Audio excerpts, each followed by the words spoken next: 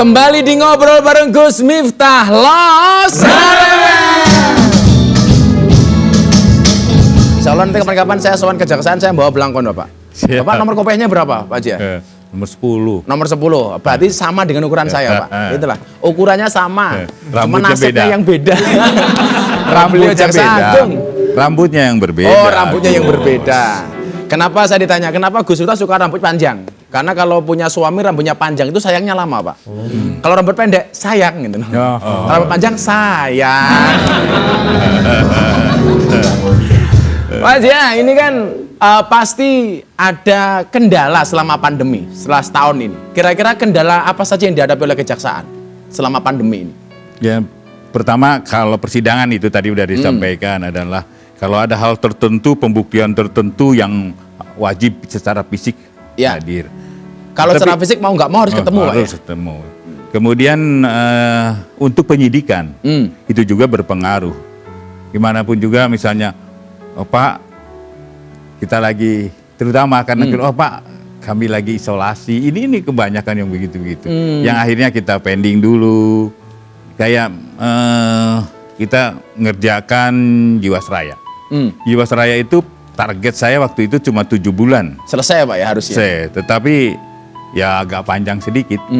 Ya karena memang kondisinya kita tidak bisa setiap saat harus manggil gitu. Kita disesuaikan dulu dengan kondisi yang bersangkutan gitu. Ada nggak umpamanya satu kasus seorang tersangka dipanggil nggak mau datang alasannya COVID? Ada. Ada juga Pak ya? Ada yang benar-benar kena COVID juga, ada yang alasan. Itu ya manusiawi lah. Karena kemarin si Michelle itu dikejar sama dekolektor Pak. Begitu dekolektor datang ke rumah ditulisi penghuni rumah dalam keadaan positif COVID-19. Jadi langsung pergi dekolektornya. Situasi penyebaran virus COVID-19 kan semakin meluas Pak. Ini terobosan agar proses hukum tetap berjalan yang dilakukan oleh Kejaksaan Agung, terobosan-terobosan barangkali. Itu aja, yang terobosan yang utamanya adalah dalam persidangan. Karena memang proses persidangan yang sedikit akan makan waktu begitu. Dan kita lakukan semua di awalnya sedikit ada, ya banyak lah. Yang namanya juga orang hukum saling debatable itu udah biasa ya. Gitu. Jadi kami yang pasti ide-ide itu dari kami untuk persidangan itu, dan alhamdulillah semua pihak menerima dan kondisi yang ini. Dan ini berjalan. Dan saya sudah katakan bahwa apapun yang terjadi, ya, kita tetap dan wajib memberikan pelayanan masyarakat kepada pencari keadilan.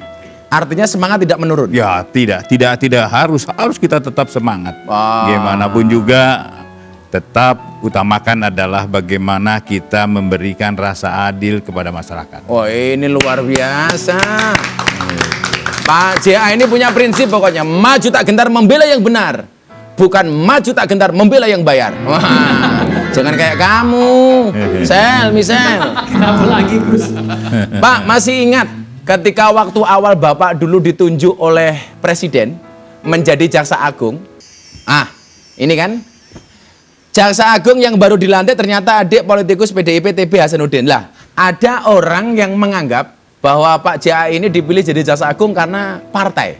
Tanggapan Pak Burhan? Bukan.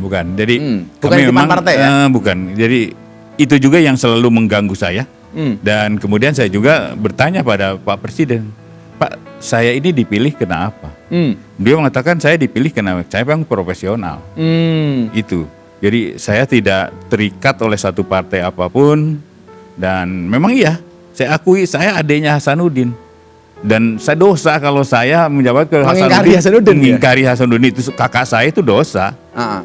Saya bilang iya, tetapi kan kita kehidupan yang berbeda. Saya dipilih oleh Presiden menjadi Jaksa Agung karena saya dianggapnya profesional. Dianggapnya kan beliau yang milih, bukan saya. Ada kapasitas. Bukan itu aja. Jadi pesannya Pak Jokowi waktu itu kepada Pak Burhan waktu itu ketika ditunjuk jadi Jaksa Agung? Benahi kejaksaan itu. Membenahi kejaksaan. Iya. Dan setahun berjalan sudah mulai nampak perbedaannya Pak ya? Alhamdulillah yang melihat, yang menilai orang lain bukan saya. Jadi saya hanya melakukan pekerjaan-pekerjaan yang saya harus saja lakukan. Soal menilai positif, negatif, saya terserah. Itulah bedanya saya dengan Pak Burhan. Pak Burhan dipanggil Presiden Jokowi datang. Saya dipanggil Jokowi tidak mau. Kenapa? Karena nama saya Miftah bukan Jokowi. Ya kan nama saya Miftah bukan Jokowi. Jokowi Miftah. Kalau beliau dipanggil Presiden Jokowi, kalau saya kan Jokowi. Yang disampaikan oleh Pak Jokowi. Kemudian Pak Jaksa Agung juga saat bertemu dengan saya menyampaikan hal-hal yang berkaitan dengan proses perbaikan di internal dan juga pencegahan korupsi. Saya kira itu yang membuat saya sangat tertarik. Wah, luar biasa, Pak. Masalah internal menurut Pak Burhan yang benar-benar harus dibenahi seperti apa, Pak? Sumber daya manusia yang SDM-nya utamanya. Sumber daya manusia gimana pun juga di dalam manajemen kan sumber daya manusia adalah yang faktor yang utama. Disitulah